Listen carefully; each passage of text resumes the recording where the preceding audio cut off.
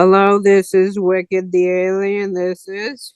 Gwen the Ducky, welcome to yet another episode of the Ducky Alien Files. Tonight, we're going to be talking about the case of one of the most famous rappers in the entertainment industry, 50 Cent, real name Curtis Jackson.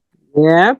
Tonight, we're going to be talking about his getting shot nine times. Yep. Nine times. And how he was able to survive that, as well as our opinions on what led up to the fateful shooting. Okay. Let's see. What do you have to say about him today? All right, so I watched a video on this case titled Why 50 Cent Got Shot Nine Times on YouTube from one hip hop content. Yeah, it explains the theories associated with the incident. I will link it down in the description below. But basically, to put it bluntly, it involved one of his many beefs with other rappers, as well as a certain drug lord by the name of Kenneth Supreme McGriff. Mm-hmm. Never heard of him. Well, me neither, up until I came across this story.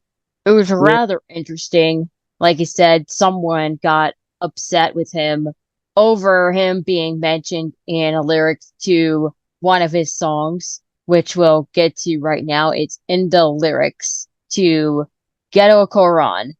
Verse 1 reads, Yo, when you hear talk of the South Side, you hear talk of the team. See N-word, feared prince, and respected preem. For all you slow MFs, I'ma break it down iller. See, Preem was the businessman and Prince was the killer. Remember, he used to push the bulletproof BM. Uh-huh. So you can imagine how that went down. Yeah. And they So, say continue. Quran as in the Islamic holy book. That's one, as in the Islamic holy book, believe it or Yeah, not. that's what I thought I heard that. Yes. So, Oh boy. we're going to get to the meat and bones right now.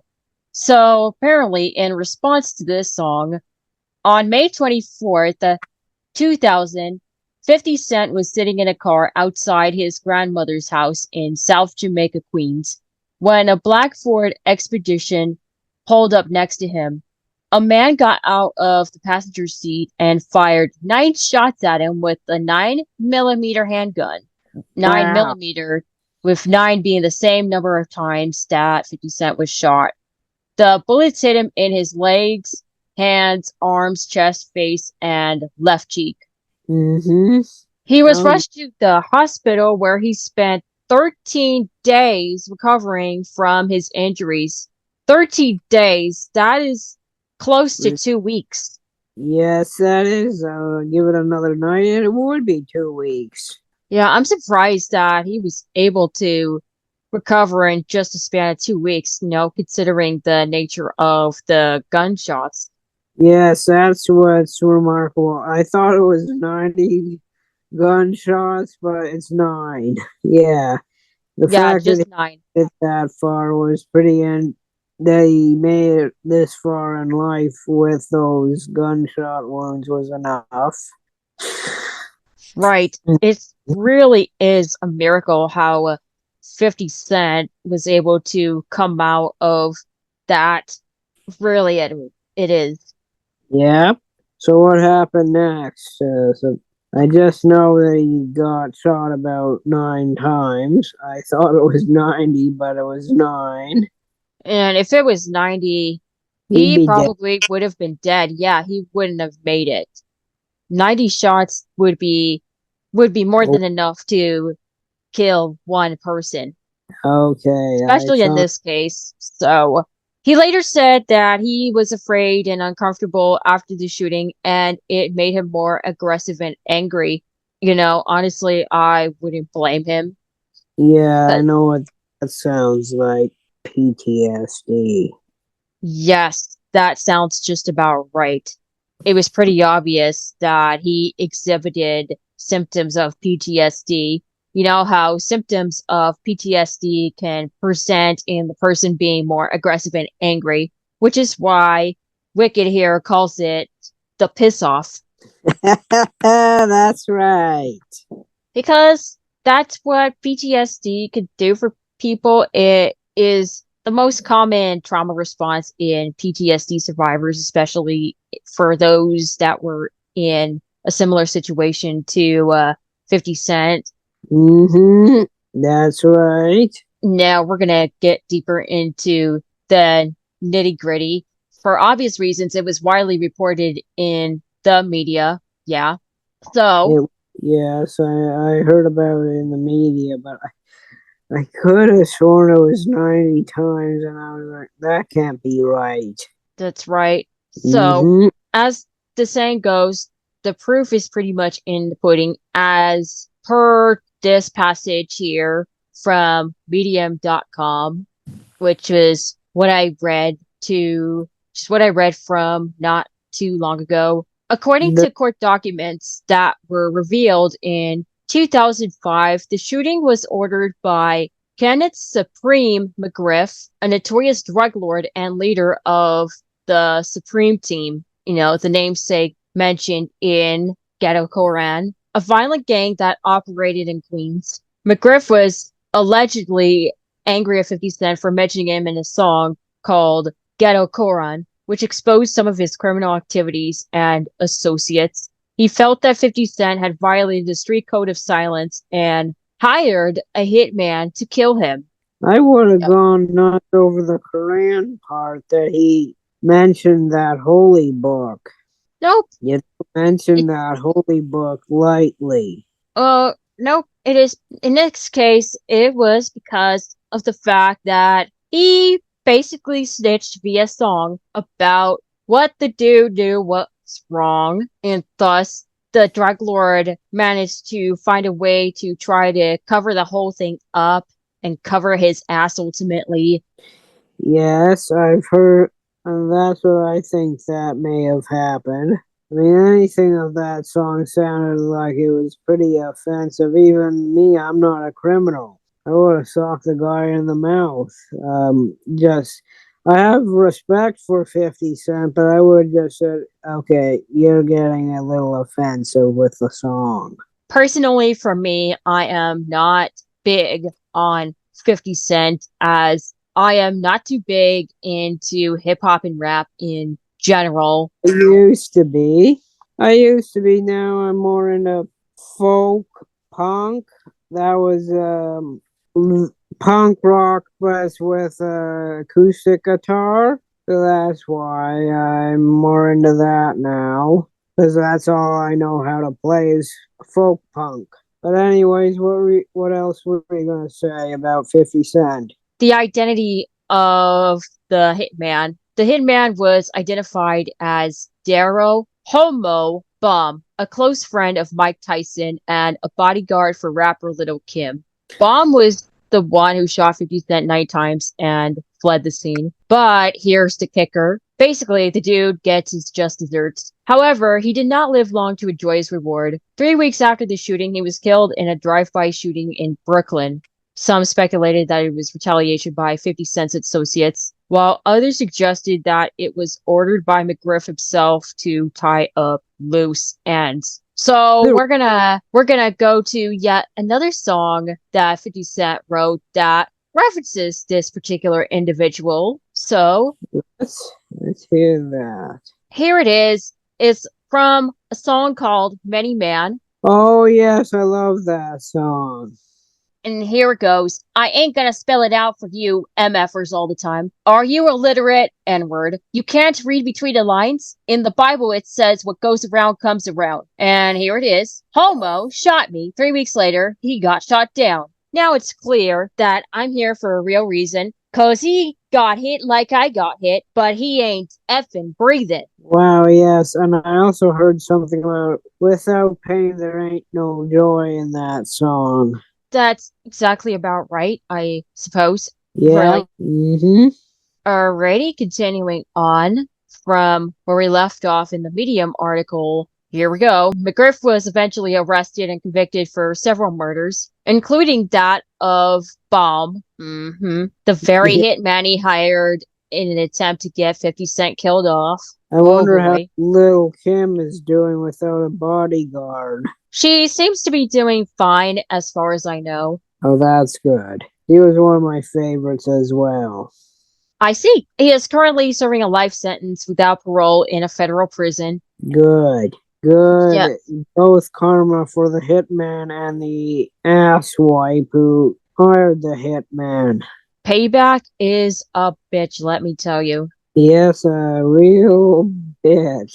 It really is. It really is. Yeah. Though, unfortunately for 50 Cent, because of him getting shot 9 times, not that he did anything wrong, he ended up getting dropped from his record label, Columbia Records, and the original incarnation of his debut album ended up shelved. But it was later bootlegged. So it got bootlegged. Yep, it got bootlegged, but there is an EP version of that album that did get released. What songs are in that album? What songs in that album? Alrighty, let me look it up. Power of the Dollar.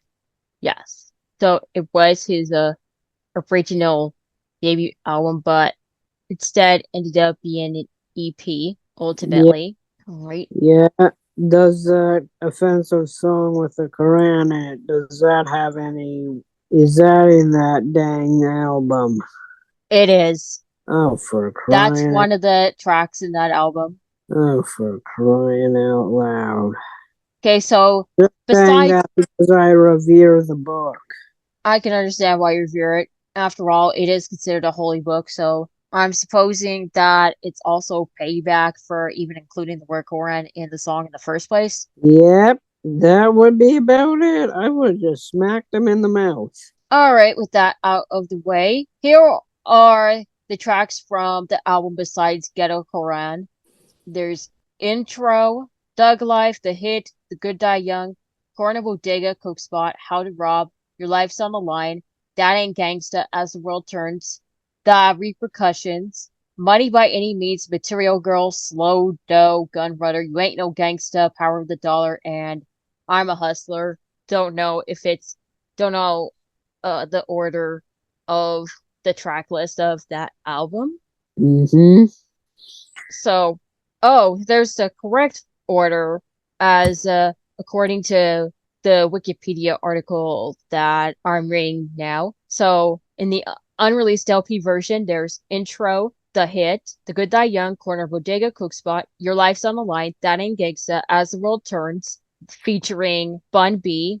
And of course, Ghetto Qu'ran is the 8th track. 9, The Repercussions. 10, Money by Any Means, featuring Noriega. I swear I don't even know who that is. I'm going to be. I just know that name from the Nicaraguan, I think it is Nicaraguan dictator, or was it Panamanian dictator? I don't know. Noriega. I wasn't even aware of that until just now. Anyway, Material Girl featuring Dave Hollister. And then there's Doug Love featuring Destiny's Child, of all people. The most famous group featured on that album. I love Destiny's Child as a kid. The memories. Then there's Slow Dough, Gun Runner, You Ain't No Gangsta, Power of the Dollar, and there's I'm a Hustler, and the last one, How to Rob, featuring the Mad Rapper. So all of the featured artists, save for Destiny Child, were practically unknown, if you know. Yeah. And then, without further ado, there's the EP version that was ultimately released. Yes. And of course, these are the songs that ultimately made the public cut. There's Thug Love as track number 1, 2, I'm a Hustler, 3, The Heat Wave, 4, Your Life's on the Line, and 5, How to Rob. Wow. Yeah. That's crazy that they put those picture those they sound violent album songs. Fortunately, that's the majority of what gangster rap is known for. That's why I don't listen Yeah, to it very often, to be yeah, quite I'm not fair. too much about the violence part. Uh, okay, anything else you have to say? The background behind all this, the Yeah, precursor to the incident. This was how he was initially discovered. So, his first important contact with the New York hip hop scene was an introduction to Jam Master Dave from the group Run DMC, may God rest his soul. He was yeah. impressed by Jackson's rapping ability and produced an album for him. Oh, nice. Of course, that album ended up being the album we just mentioned earlier, Power of the Dollar, Oh, okay. that fateful album that ultimately got shelved. Yes, that got shelved. I never heard. That's right. So, in the place of Power of the Dollar, the album that would ultimately take Power of the Dollar's place as the official debut album is the one entitled Guess Who's Back. Okay, and what are the songs on that one? Well, first, let me give you a brief background on this. So, Okay. according to the Wikipedia article, the mixtape was recorded in Canada after 50 Cent was quote unquote blacklisted in the recording industry and unable to find a studio to work with in the US. It was After black? blacklisted, Oh my well, God. it did say in quotes because it's not official. He was just having a hard time finding a studio to work with in the US. Oh, I yes. So, assumed it was because of what we discussed earlier about how him being shot 9 times led to Columbia dropping him and all that stuff. Yeah. yep. After releasing the mixtape, 50 Cent was discovered by none other than Eminem, who listened Yes. to a copy of the album through 50 Cent's attorney, who was working with Eminem's manager, Paul Rosenberg, and he was signed to Interscope Records, Hmm. and the rest was history from that point forward. Yes. So, without further ado, here are the songs from the official debut album of 50 Cent. So, number one is Kill a Tape, the intro. Number two, Rotten Apple. Number three, Drop Skit. Number four, That's What's Up, featuring G Unit.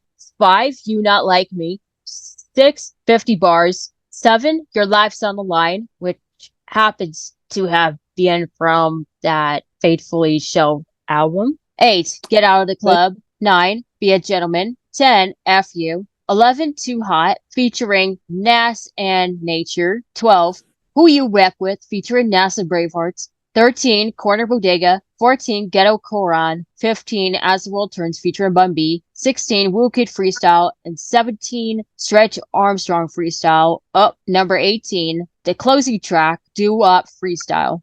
Okay. So this particular album is the official debut album with the Yeah. songs pulled from the what would have been the debut album from Columbia Records. Interesting. So I guess you can call this a mixed blessing because ultimately that incident led to him being one of the most successful rap artists out there. Basically, Yes. one of those miracle stories, one of those survivor stories. Yeah. Ultimately, the case went unsolved for who knows how many decades now. I know that.